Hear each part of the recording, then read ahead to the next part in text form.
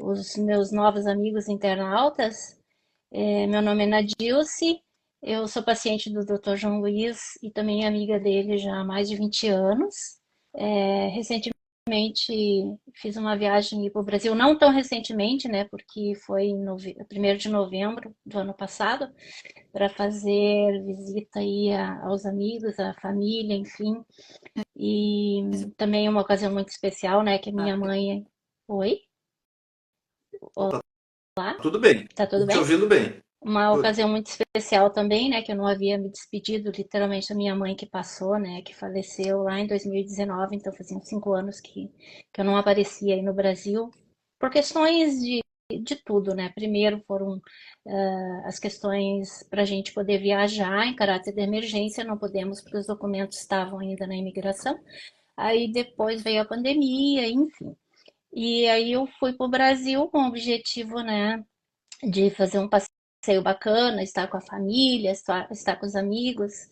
E após, então, uma consulta aí que seria um primeiro momento para minha filha, né, que a senhora que vai falar daqui a pouco, eu acabei entrando num processo de uma cirurgia mais em nível de estética, né, para minha autoestima e tal.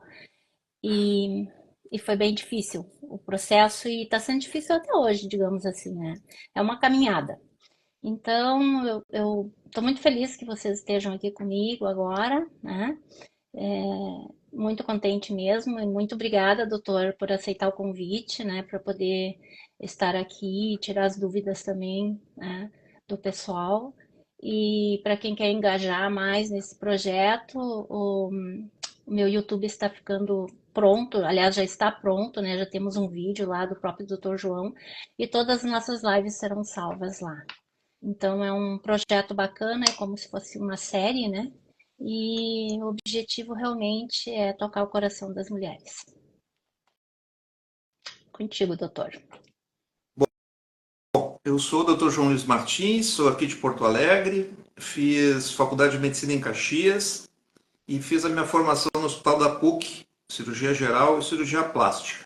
Eu atuo no Mãe de Deus desde o segundo ano de inauguração daquela entidade, né, que começou em 1900 acho que 1982 por aí, foi o ano da minha formação, e depois eu terminei e concluí minha formação em 86. Trabalhei 30 anos, 20 e poucos anos, a gente, depois dos 25 a gente não se lembra mais, no Hospital Mãe de Deus, lá na José de Alencar, a sede, nossa clínica era na frente do hospital. E durante esse tempo a gente teve inúmeros pacientes, né? E a grande maioria se tornaram nossos amigos, como a Nadilce. A Nadilce, hoje ela me disse que fez vários procedimentos, né? E realmente ela sabe e lembra de todos. Eu fui conferir e chegamos a um consenso. E ao longo desse tempo, eu acompanhei a Nadilce, a sua formação, quando ela trabalhou na Copa do Mundo, e ela sempre foi uma pessoa muito espontânea, muito divertida. Ela trabalhava numa empresa que eu operei muitos pacientes, né, que é a Procempo, aqui em Porto Alegre. E a Nadilce, num conto de fadas, se conheceu um mexicano que veio construir o consulado americano, e se conheceram, se gostaram, se namoraram, e lá se foi a Nadilce, ela e as duas filhas, para Chicago.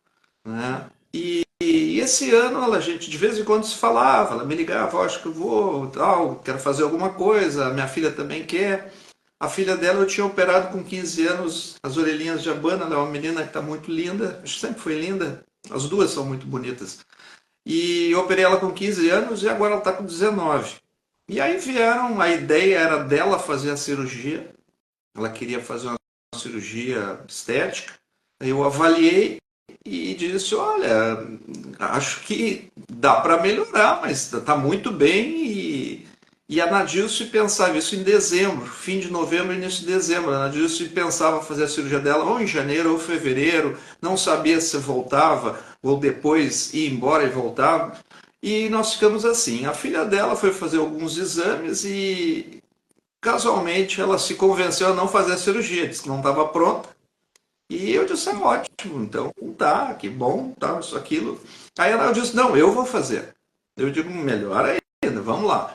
Aí programamos toda a cirurgia da Nadilce, e na semana que antecede a cirurgia, a gente faz a avaliação de exames e tal, consulta com o anestesista.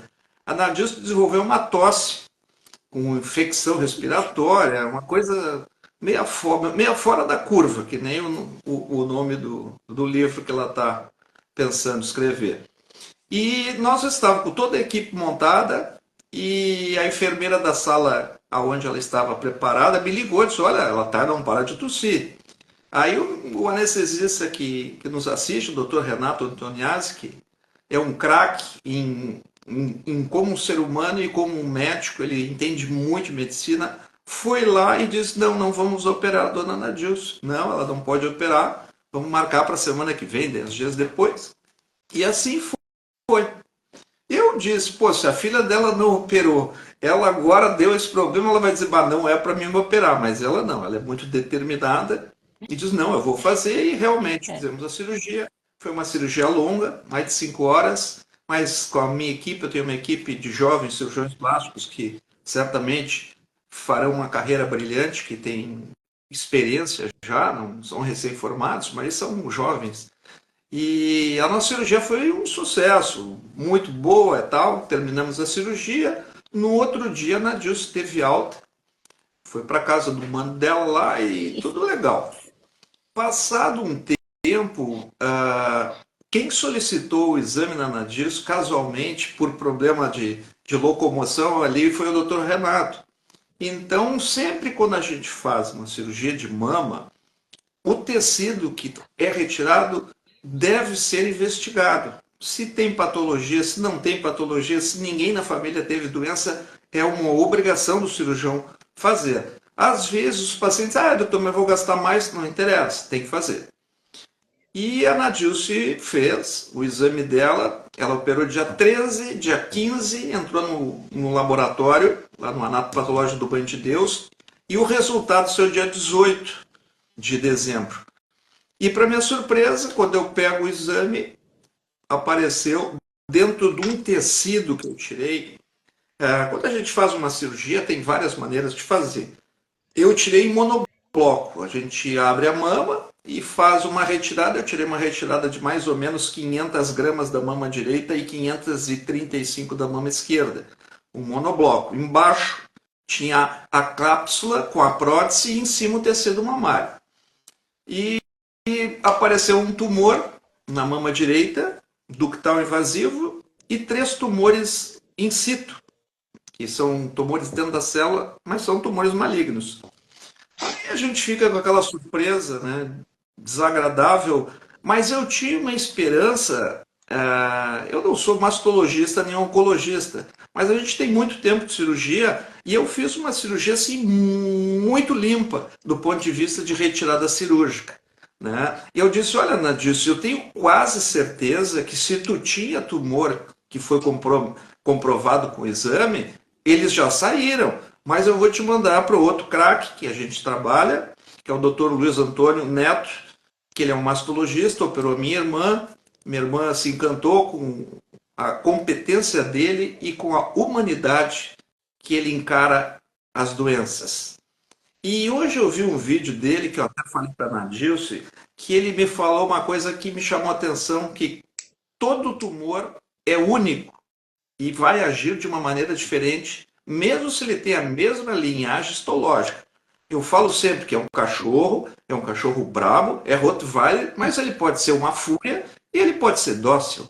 Né? Então ele me disse isso e eu falei para a Nadilce que é uma maneira de tu dar uma esperança para a pessoa, porque a pessoa, quando recebe um resultado de um exame de câncer, parece que tu está com os dias contados. Né? E muitas vezes, infelizmente, é uma doença que pode ser muito agressiva. Mas a gente não pode tirar a esperança da paciente de jeito nenhum, porque entre o céu e a terra tem coisas que a gente desconhece. E então a Nadilce foi feito o exame dela, o mastologista tirou mais 500 gramas de cada mama. Eu não fiz a reconstrução, quem fez foi o doutor Neto, que é um jovem cirurgião, e não é mais tão jovem, mas ele é, como eu sou mais velho, a gente considera. E a cirurgia da Nadilce ficou excelente, do ponto de vista estético e sensacional do ponto de vista curativo. Para vocês terem uma ideia, hoje eu revisei o anátomo patológico da Nadilce e aquela esperança que eu tinha se comprovou. Ela não tinha mais tecido canceroso nas duas mamas, mas já tinha na axila direita 3 focos do tumor. Tem um gânglio sentinela, que o tecido mamário, a linfa vai ali, e ele, quando tem alguma patologia, ele dá o stop, o start, não, stop não, o start, e tinham mais 4, ele tirou 10 nódulos, e desses 10, 7 estavam livres e 3 estavam comprometidos. Então a tua cirurgia, Nadilce, deveria e foi executada em tempo hábil para a tua segurança. Temos que agradecer muito a competência do doutor Luiz Antônio e é lógico, né?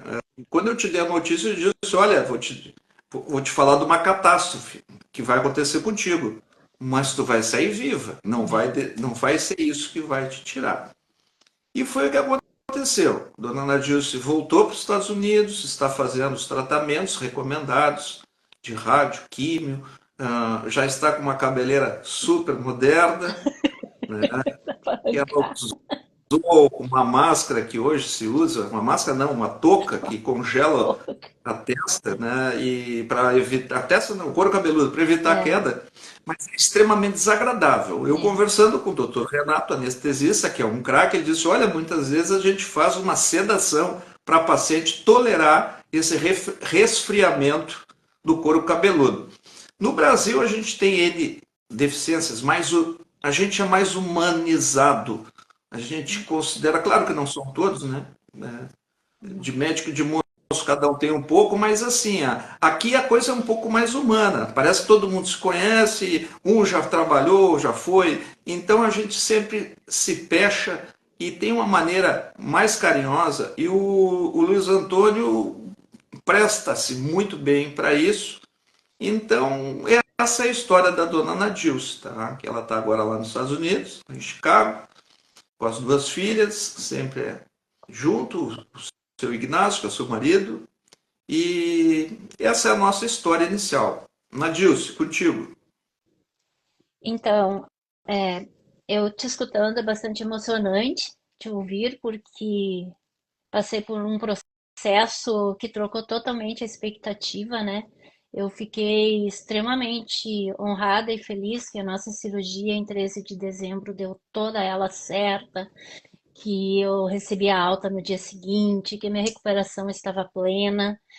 E a partir do momento que chegou aquele diagnóstico, aconteceu o que aconteceu na sua clínica, na sua mesa, e eu até vou passar essa para o senhor falar, porque cada paciente tem uma reação que pode, às vezes, até ter similaridades, mas como também pode não ter, né?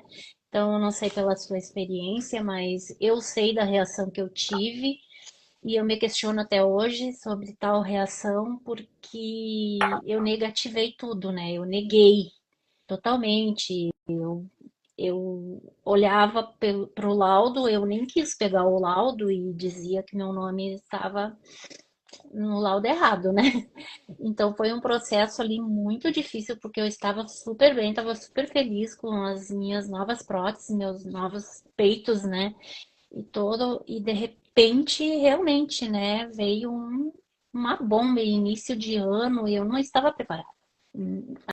Aliás, eu acho que ninguém está preparado para um resultado assim, principalmente se vai, né, fazer um procedimento, eu não diria nem estético, qualquer um outro procedimento que seja saudável, que venha elevar a autoestima da paciente ou, né, melhorias no visual, enfim, seja onde for. E ter Nadilce, um deixa eu te diagnóstico. interromper um pouquinho. Essa blindagem que o paciente faz é uma coisa para a tua própria defesa, né? Que é um soco nos peitos, tu chegar no médico e para fazer uma cirurgia estética, tu nem imaginava que eu iria te dar aquilo ali. Então, é uma maneira da gente se preservar, é blindar, negar. É como se tu visse uma doença num filho, tu diz, não, mas isso não é bem assim, a gente quer se proteger para sofrer menos, né? E cabe ao médico ter essa sensibilidade, né? Porque assim, a cirurgia, a gente tem ao longo de uma vida, não sei eu, 2.000, 3.000 pacientes, mas para ela é aquele dia é o dia D, é o dia que ela se preparou um ano, ou que se preparou 10 anos, é tudo especial. Se ela não é médica, enfermeira, ela entra numa sala, tira a roupa, bota um jaleco, aí ela anda lá por aqueles corredores e aí aquelas luzes. Hoje a sala cirúrgica são mais humanizadas. Lá no Mãe de Deus, cada sala tem uma paisagem maravilhosa. Então o cirurgião fica operando, não fica olhando, mas o paciente entrando ali, aquilo ali dá uma quebrada. Eu sempre prefiro que as pacientes conheçam o meu anestesista ou o anestesista que vai fazer o atendimento, conheça antes, porque é mais uma pessoa que ela conhece, que ela chega lá, todo mundo está preparado para receber o paciente, né? Mas para o paciente é uma aventura. Isso que é cirurgia estética. Imagina quem vai entrar no hospital por uma doença, né? Então tu fica fragilizado. Se tu for o diretor da maior empresa, tu vai baixar o trem, tu tá ali sem roupa, sentadinho, esperando que algumas pessoas que estudaram vão definir a tua vida, né? Então é normal essa blindagem e esse medo, tem gente que tem pavor, então é uma maneira de se defender. Continua, Nadilson. Então, doutor, por todo o processo do final de ano feliz ali, né? Porque eu acabei passando o Natal, a semana do Ano Novo na praia, né? E quando eu recebi, seria dia 3 de janeiro, né? O convite para comparecer no dia 4 no seu consultório, né? Para falarmos sobre o resultado do exame. Então, também recebi um e-mail do hospital e dei uma olhada. Mas eu não levei muito em consideração, porque a gente que é um pouco leigo, né? O Google, ele é amigo dos médicos, mas ele também é um pouquinho é, assustador para os pacientes, né? Muito embora tenha bastante explicação ali detalhada, e a partir do momento que eu entrei no Google para dar uma olhadinha, resolvi esperar o dia da sua consulta, que foi dia 4 de janeiro. E estando lá, todo foi bastante impactante. E eu só tenho a agradecer também a Deus e a ti, porque foste meu terapeuta imediato, mudou a configuração de cirurgião plástico para psiquiatra, né, buscando me acalmar. Muito embora naquele momento eu tenho isso em mim até hoje, que o impacto foi tão grande que a minha resistência foi imediata. Não tenho isso, nunca tive isso.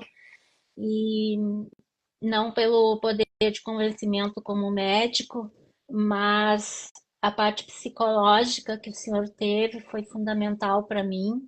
A calmaria veio e aí, consequentemente, veio aquele choro, né? Que eu até pedi licença para o senhor para poder chorar, porque até então passaram-se minutos ali que para mim parece que foi uma tarde toda, né?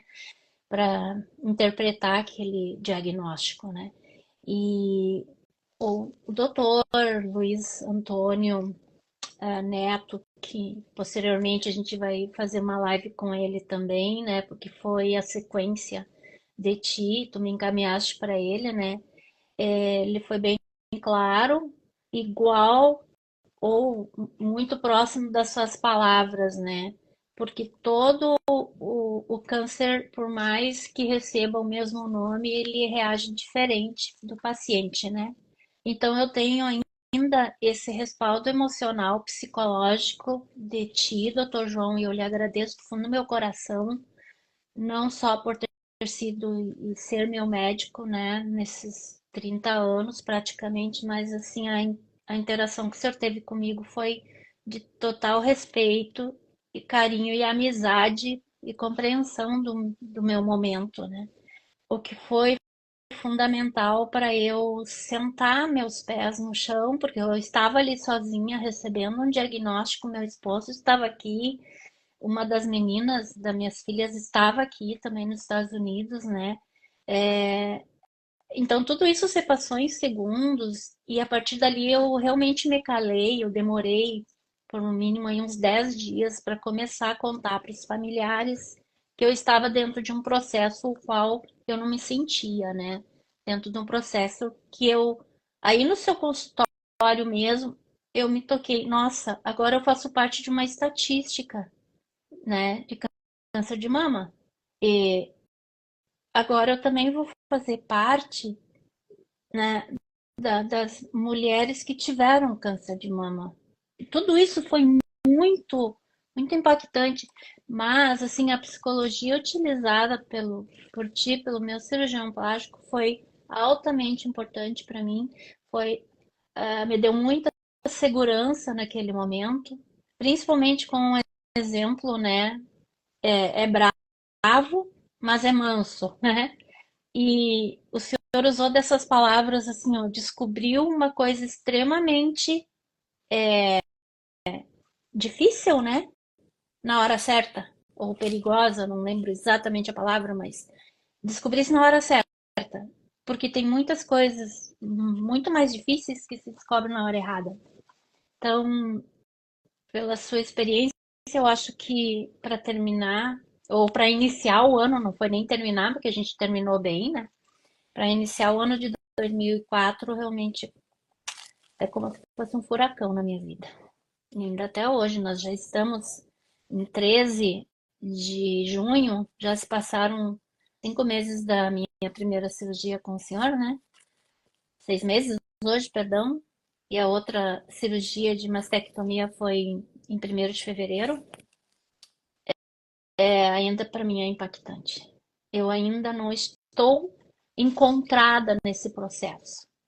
Por isso esse meu trabalho, né, junto a vocês, eu agradeço a Deus a disponibilidade do tempo, né, para que a gente possa trabalhar a conscientização das mulheres, principalmente, mas da família em si, que é muito importante abraçar a causa juntos, né, porque é bem delicado. Um diagnóstico desse, só quem recebe. Deixa eu falar mais uma coisinha.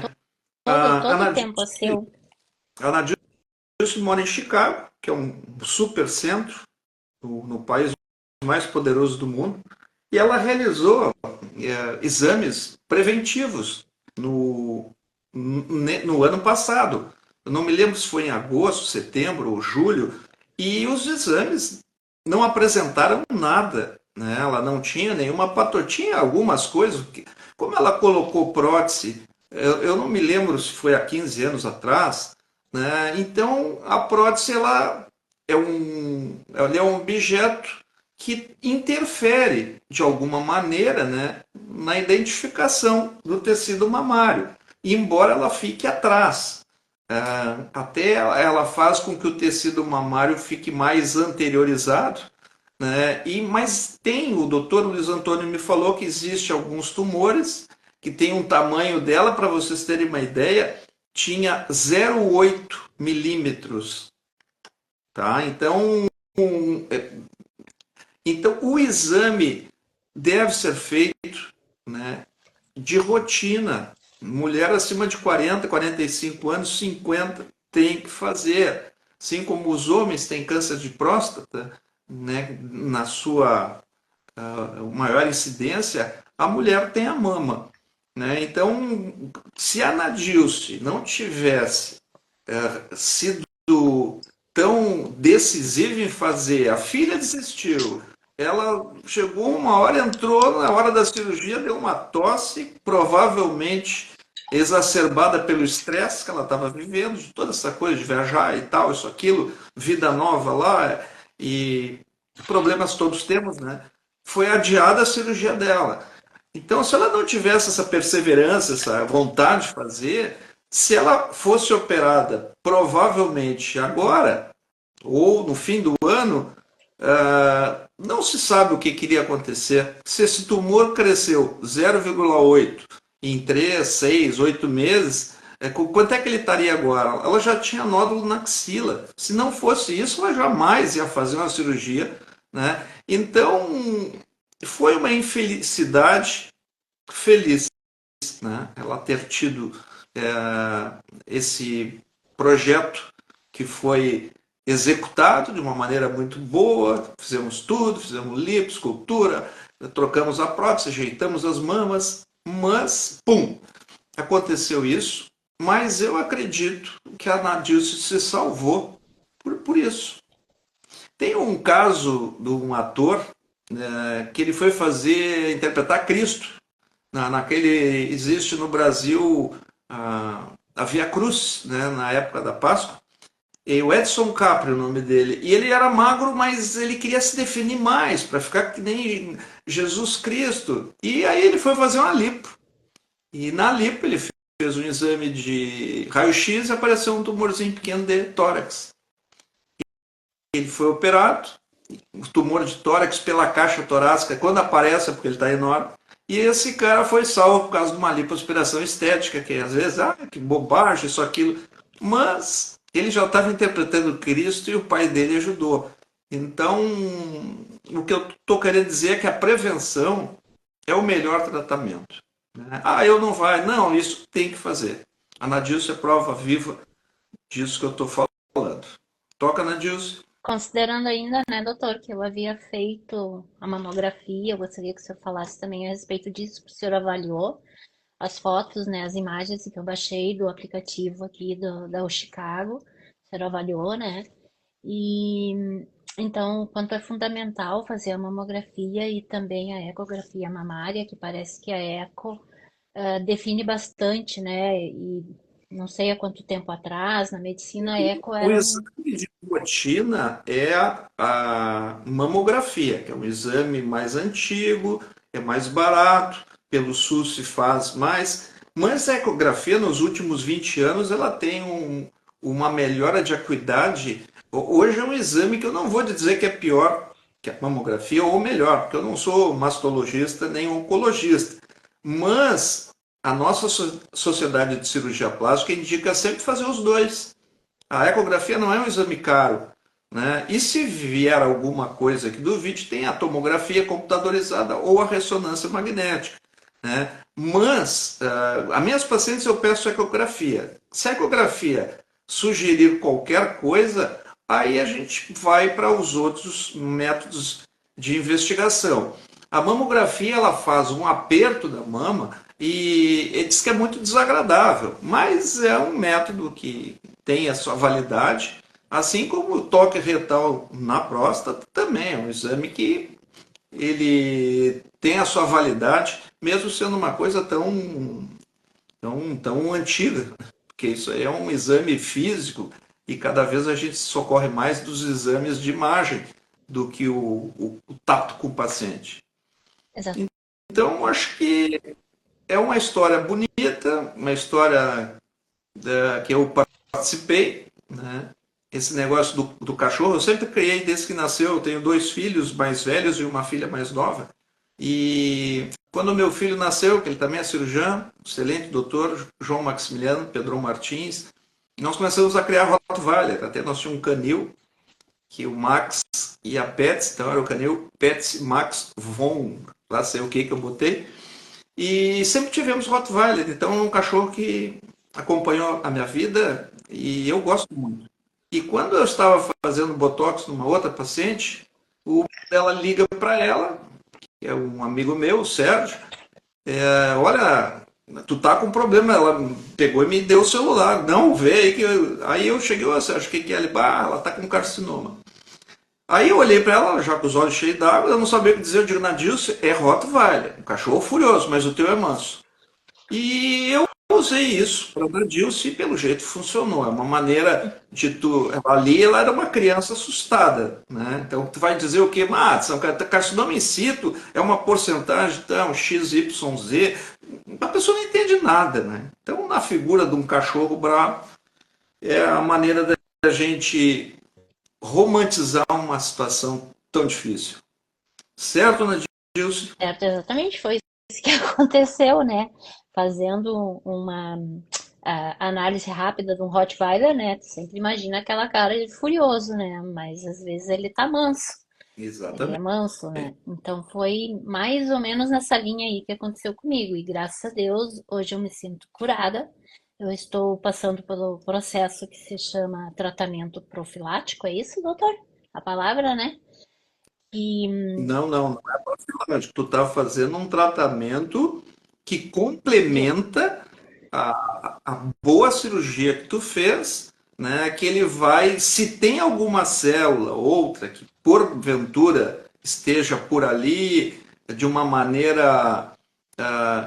Não existe pré-câncer, né? Mas existe o tecidos. A gente, como cirurgião plástico, opera mais cirurgia de pele, né? Então são metaplasias, né? Que são outro exemplo é como um jeans stone wash, ele vai, lava, lava, lava até que fura, né? E a pele pode ter algum tecido ali, e hoje a quimioterapia e a radioterapia são métodos indicados, né? A Nadilce, ela tem um tipo de tumor que é hormônio dependente, né? Então ela não deve fazer reposição hormonal, mas isso não cabe a mim orientar, isso aí cabe ao Dr. Luiz Antônio Neto, ou o seu ginecologista, de fazer a recomendação do que é o altípico, mas o teu tratamento não é profilático. Profilático é quando se faz o tratamento antes, né? Ele é um tratamento complementar ao que já foi feito.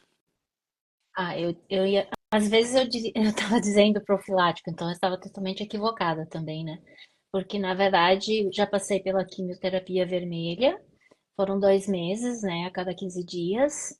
E agora serão mais 3 meses a quimioterapia branca. E aí será avaliado se eu farei um processo ainda de radioterapia, né? Ah, tudo indica que sim, mas é só depois da quimioterapia, quando eu terminar, quando eu fechar esses. Faltam ainda 3 meses, é. Então, na verdade, está sendo um processo difícil, um processo dolorido. Isso é muito novo em nossa família também, e na minha família, né, principalmente é muito novo. E mais uma vez, eu tenho falado bastante, principalmente pelo WhatsApp ou em grupos, né, do quanto é importante a gente cuidar das emoções. E eu confesso assim, ó, que as minhas emoções elas foram bastante afloradas nesses últimos anos por todo o processo de mudança que eu vivi. Mudança de país, mudança de cultura, mudança de clima, reorganização, né, das nossas vidas aqui, digamos assim. Eu vim para cá com 2 crianças que se tornaram rapidamente adolescentes, né? Hoje são jovens, estão com 18 anos. E então tudo isso assim foi de uma maneira muito exigente da minha parte, né? Porque eu atendia a todos e não que eu deixei eu de lado, mas em vários momentos, né, eu não me priorizei.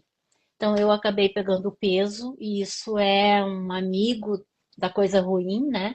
Principalmente no processo de hormonal, né? Menopausa, processo hormonal. Eu ainda peguei peso e não foram assim meia dúzia de quilos, foram várias, né?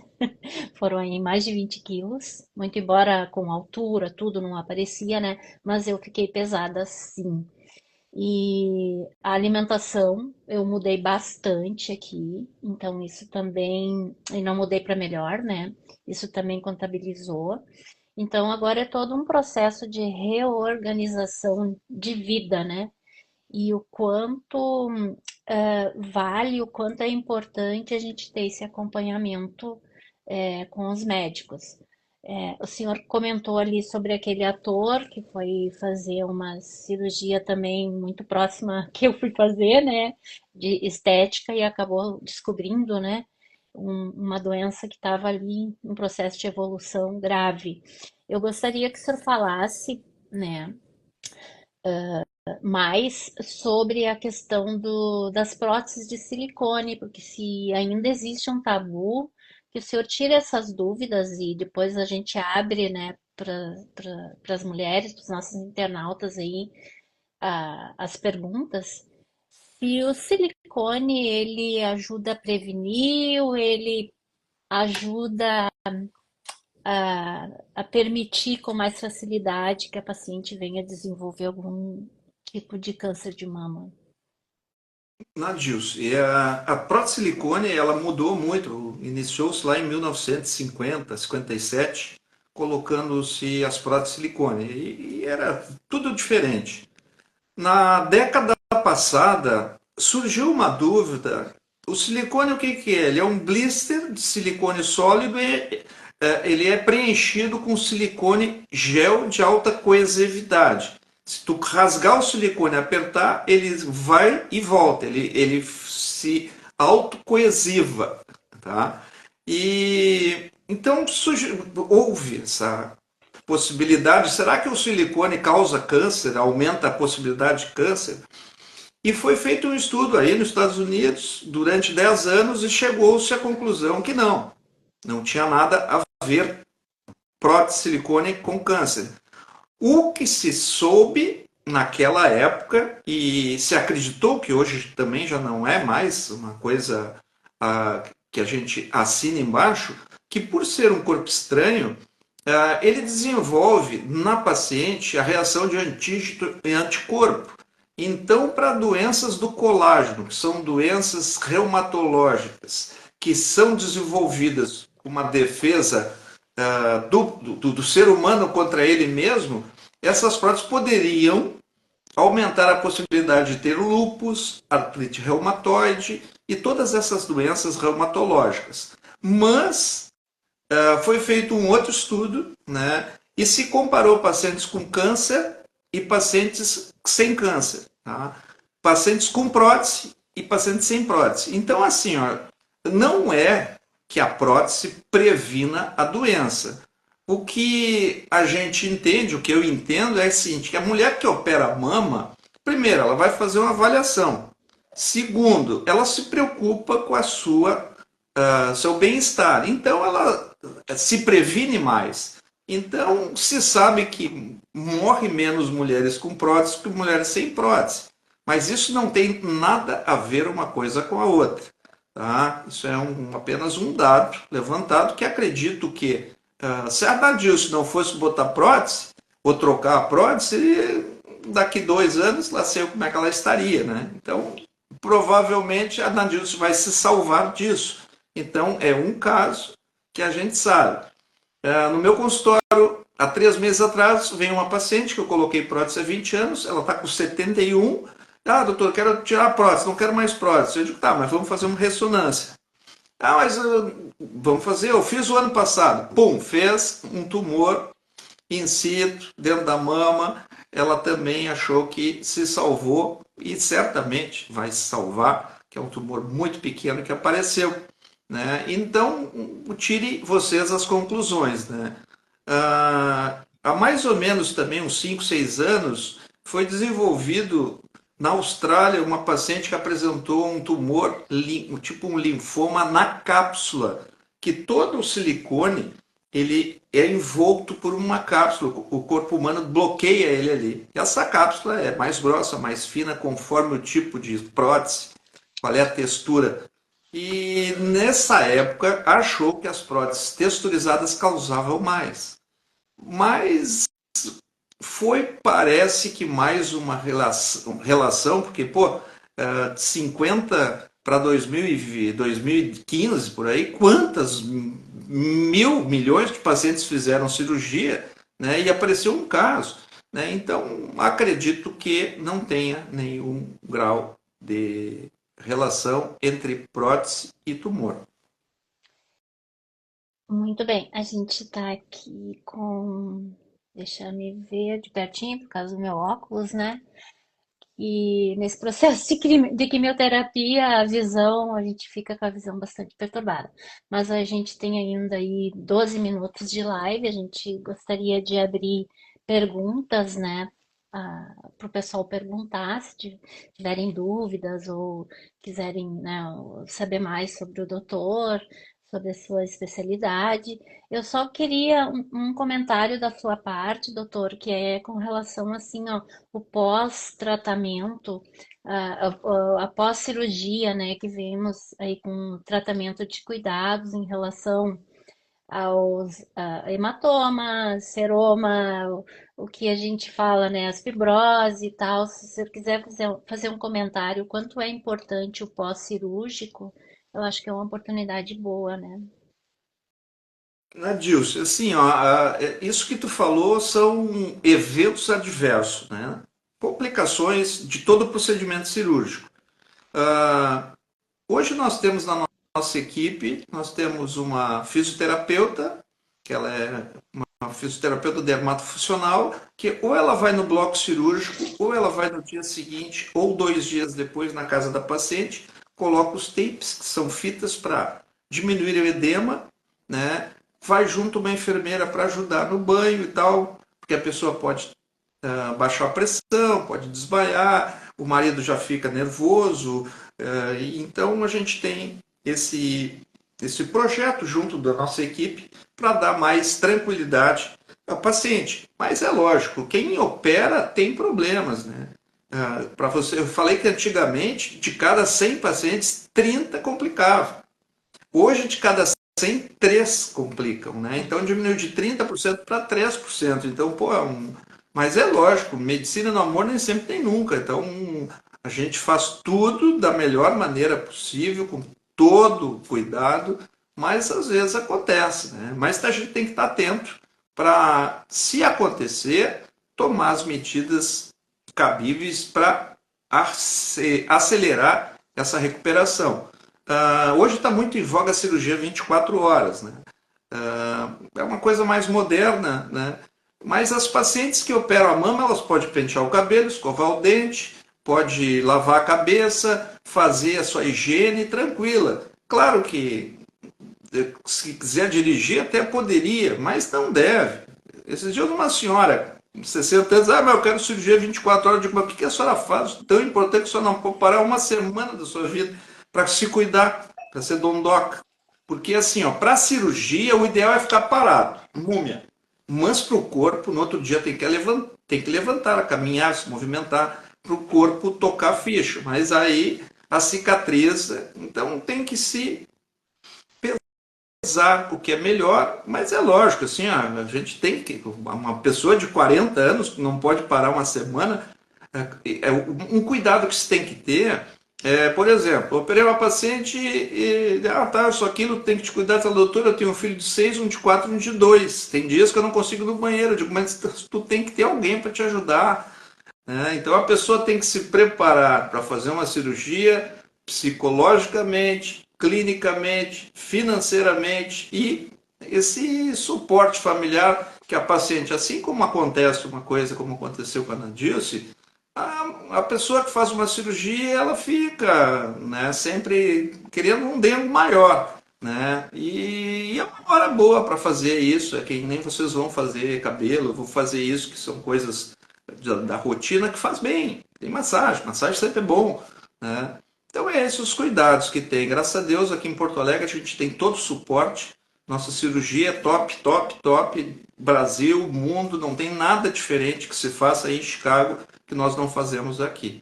Tá bom? Eu acho que aí faz até, para essa parte estética, até muito melhor do que aqui em termos de atendimento. Em termos de atenção dos médicos, em termos de atenção dos profissionais, os profissionais aí, eles são afáveis, são uns queridos, vocês são uns queridos. Não que os profissionais aqui não sejam queridos, mas eles são queridos na hora que eles estão atendendo. E depois é tchau e até a próxima, sabe? E é assim que funciona. É, inclusive, tem momentos que a gente vai entrar no consultório, na expectativa, né, do médico te atender e vem o médico residente, ou vem um profissional auxiliar, né? Eu tenho um exemplo incrível que me aconteceu aqui, é no sentido de comparação nesse momento, né? Comparativo. Eu não, eu precisei passar por essa cirurgia aqui, ó, para colocar o Intracate para receber a quimio. Eu não vi o meu cirurgião entrar no centro cirúrgico e também não vi ele sair. Isso me chamou muito, muito atenção. Eu fui preparada no centro cirúrgico, como toda e qualquer cirurgia, e realmente me apagaram antes do cirurgião e me acordaram depois que ele foi embora. O que não acontece aí, né? O nosso cirurgião, meu cirurgião, por exemplo, doutor João Luiz, estava lá, literalmente mão dadas, né, na hora que o doutor Renato estava me preparando para a cirurgia. E assim foi as demais cirurgias. Então, existe um trabalho diferenciado, que é mais a nível, acho que, de psicologia, de preparo, ou de cultura, né? Que tem uma diferença muito grande da segurança no tratamento. Eu busquei com o meu médico aqui, pedir para ele. Eu pedi, né, olhando no olho dele, cuida de mim. Então eu sei que quando ele vai me atender, ele já sabe que é a Nadilce, né? Porque eu pedi, porque a vontade ficou, né, no Brasil, de continuar no Brasil, mas não tinha como que eu tinha que voltar. Minha estrutura tá aqui, plano de saúde tá aqui, meu esposo estava aqui, todo aqui. Então eu não pude continuar aí. E todos nós temos que dar graças a Deus pelo SUS, porque o SUS fornece, né, todo o tratamento de quimioterapia, o SUS fornece todo o tratamento que as pessoas precisam, aqui não existe isso. E como o doutor falou no início da live, nós estamos no país, no melhor país do mundo, né? Aqui, realmente, Estados Unidos é o melhor país do mundo para viver, mas como todo o país tem as suas peculiaridades. E aqui a questão da saúde é um detalhe bem importante, bem, bem mesmo, de se aprofundar em termos de comparar com outros países, né, a questão da saúde, e o Brasil, ele se destaca. Doutor, nós temos pergunta aqui. Nós estamos agora, porque a plataforma do Instagram, ele geralmente derruba a live dentro de uma hora, né? Eu tenho uma pergunta aqui da minha amiga Tatiana, a Tati. Ela tem prótese há mais ou menos 20 anos. Ela nunca trocou e ela sempre faz os seus exames regularmente, né? Ela pergunta se é obrigatório fazer a troca das próteses. Eu até também faria essa mesma pergunta pela questão do tempo, né? 20 anos. Qual a tecnologia das próteses da época para as mais atuais?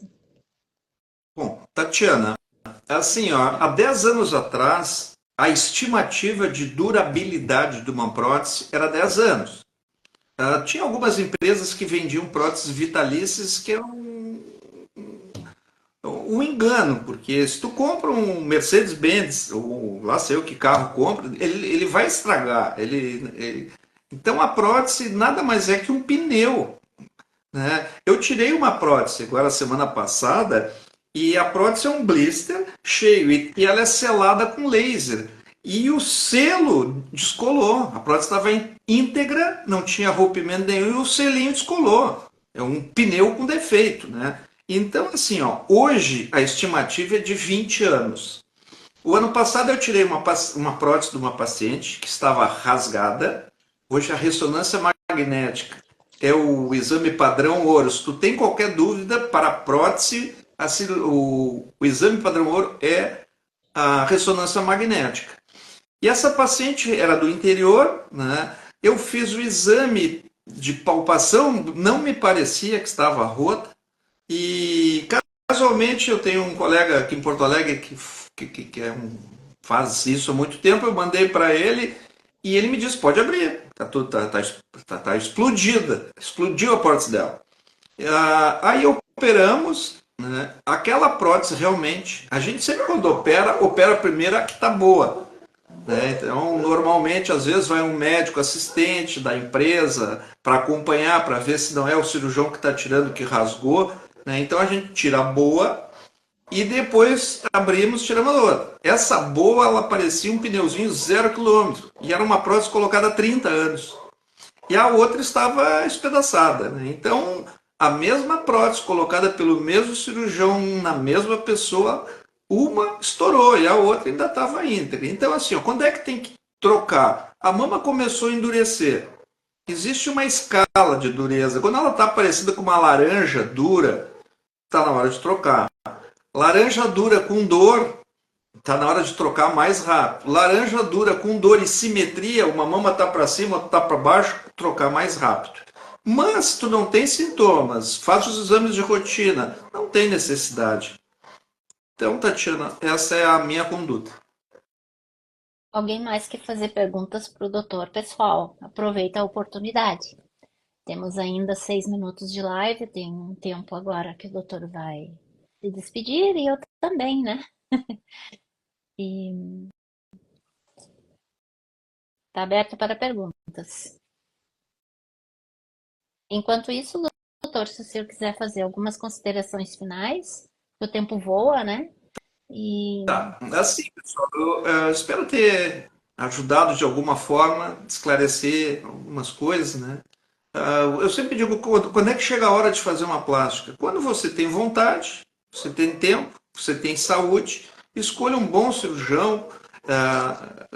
Nós moramos aqui em Porto Alegre, uma cidade com 1,5 milhão, 1,8 milhão habitantes, mas é muito pequena. Então, a maioria das pessoas se conhece. Então, veja se alguém já operou com aquele médico, como é que ele trata. O pós-venda da cirurgia plástica é muito importante, né? Porque, que nem eu falei, a cirurgia é outra, amanhã é outra, mas a paciente é aquela. Então, tem que montar todo esse sistema, ter tempo para se cuidar, se alimentar bem, seguir as recomendações da equipe cirúrgica. E hoje a cirurgia plástica, ela tem um... Até pouco tempo se tinha muito medo da anestesia, né? Mas graças a Deus hoje o índice é extremamente pequeno de eventos adversos, né? A gente sempre diz, tu vem andando na estrada, se tem um buraco, tu desvia, né? A cirurgia é assim, tu tá passando, pô, deu alguma coisa, ah, tem que, tem que ter cultura e conhecimento para resolver o problema. E tá atento. Eu sempre digo, a cirurgia de 5 horas a gente não faz nem xixi, né? Claro, às vezes pode ser que dá alguma coisa, né? Eventualmente se pede uma água, e tu fica ali. A nossa equipe é eu e sempre dois colegas jovens, o doutor Renato, a nossa instrumentadora, e hoje é muito tranquilo, mas é lógico que não é uma brincadeira, é um procedimento cirúrgico. Tá? Eu fico à disposição. Nós estamos hoje ali no Hospital Med Center, que é a unidade Carlos Gomes do Hospital Mãe de Deus. Ele foi todo revitalizado, foi feito um investimento muito grande. Nós dobramos o bloco cirúrgico de 6, 8 para 15 salas e é um centro médico que tem toda a investigação no sexto andar. Está inaugurando uma cirurgia, uma câmera hiperbárica, que é um tratamento para várias patologias, e ao lado tem um hotel e um mini shopping. Então a gente tem tudo o que se precisa para fazer um procedimento agradável, bom, e eu fico à disposição. Espero não ter cansado vocês nessa quinta-feira. nossa, doutor, eu só tenho a agradecer a Deus em primeiro momento, agradecer a sua disponibilidade, o seu tempo, agradecer os nossos internautas que estão aqui, que permaneceram. Quero informar a todos que eu conheço realmente o doutor já há aproximadamente 30 anos, ou de 30 para mais, né? Porque eu acho que o meu primeiro procedimento eu tinha ali seus 25 anos, né? Nos meus 25 anos já estava aí buscando correções, né? Coisa de jovem mesmo, mas foi assim que eu conheci o doutor e nunca o doutor foi diferente. Sempre me recebeu no seu consultório, portanto que eu cheguei a fazer a avaliação para algum outro procedimento com um colega dele e nem fui querer saber quanto custava ou como é que era, porque não consegui, eu realmente nunca consegui fazer nada de estético que não fosse com o Dr. João Luiz. Então, é uma pessoa da minha inteira confiança. É, eu só tenho a agradecer a Deus por tudo e eu sou muito emotiva. Nesse meu tratamento, eu tomo uma medicação que eu não estava acostumada, que é uma medicação que me deixa mais calma, né? Então, eu acho que eu estaria aqui em prantos, chorando de emoção, porque justamente com o meu doutor, que eu sempre disse que é o meu doutor do coração, né? Sempre me referia assim, o doutor do coração é cardiologista, né? Mas o meu doutor do coração, o doutor João, foi com ele que eu descobri esse Rottweiler bravo, mas que estava lá manso, né? Mas que estava me atacando. E com certeza, se não fosse a minha iniciativa e insistência, né, nessa iniciativa, realmente o meu próximo exame aqui nos Estados Unidos seria agora, né, nesse ano, então não sei a quantas eu estaria. E então eu só tenho a agradecer a Deus por tudo, agradecer a oportunidade de estarmos aqui, informar vocês, pessoal, para divulgar, né? Essa live vai ficar gravada. Tem um canal no YouTube que eu vou colocar as lives integrais. Elas serão parte do meu trabalho com meus médicos que se disponibilizaram a me ajudar e ajudar as pessoas, principalmente, né? Ajudar as mulheres, levar a informação, tirar as dúvidas, colocar seus consultórios à disposição. E isso é um trabalho assim de união mesmo, sabe? Eu tô aqui distante fisicamente, mas emocionalmente eu tô junto. O contato com os meus médicos, todos eles, é pelo WhatsApp, é um contato franco, é um contato direto. Podem estar em cirurgia, mas vão responder mais tarde ou no dia seguinte, ou enfim, não tem aquela coisa de ficar no vácuo. E eu sou muito grata a Deus, doutor, por ti na minha vida. E espero em Deus que o senhor tenha uma longa vida com saúde, prosperidade em tudo. E muito obrigada de coração. E eu vou fazer um último respaldo aqui, que é a minha agência aqui nos Estados Unidos, que é a BRK, que tanto o João, tem o seu nome, né, o João Menucci, quanto a esposa Cíntia, eles abraçaram a minha causa, eles estão muito envolvidos, não só no trabalho, mas assim, me dando apoio, emocionalmente falando, eles têm sido muito bons para mim, porque em vários momentos, até meu esposo trabalhando, as meninas escola trabalhando, tem vezes que eu me sinto sozinha e de repente assim aparece um deles. Então eu sou muito grata a Deus por eles. A BRK é uma empresa de marketing aqui nos Estados Unidos que alavanca negócios para todas as empresas nacionais aqui, internacionalmente, né? Então, eu posso falar em nome deles a hora que vocês precisarem, passo o contato deles. Até o João tá aqui, ó, João Menucci. E eles, assim, ó, trabalham direto com o cliente também, não mandam recado, não. Eles estão aqui e abraçam a causa e eu sou muito grata, BRK. Tô até emocionada agora, doutor João Luiz, porque são pessoas que eu encontro no caminho que são bênçãos de Deus, né? Então, eu só tenho a agradecer. Se precisarem, estamos aqui, né? Agora eu vou ter que aprender a salvar a live, né? Porque eu só fiz uma live na minha vida, que foi a formatura da minha menina, né? E já fechou uma hora aqui. Podem derrubar eu não salvar. E eu acabei nem movimentando lá o dedo para salvar. Agora vamos ter que salvar a nossa live, doutor João. Isso. E muito Então, obrigada, pessoal. eu vou me despedir. Boa noite para todos. Obrigado pela companhia. Beijo na Dilce. Um abraço para Inácio, para tuas duas filhas. E eu Obrigada. vou me recolher agora, que amanhã tem cirurgia É, cedo. Tá aqui são bom? 7 da noite, né? Aí já é É, 9, nossa. aqui são 9. Então, para E, todos e a vocês. gente vai se preparar, jantar e descansar. Um abraço para Tá bem. todos. Muito Foi um obrigada prazer. por tudo. Obrigada pelo seu tempo, doutor. Valioso. Tchau. Tchau. Tchau, pessoal. Tchau, pessoal.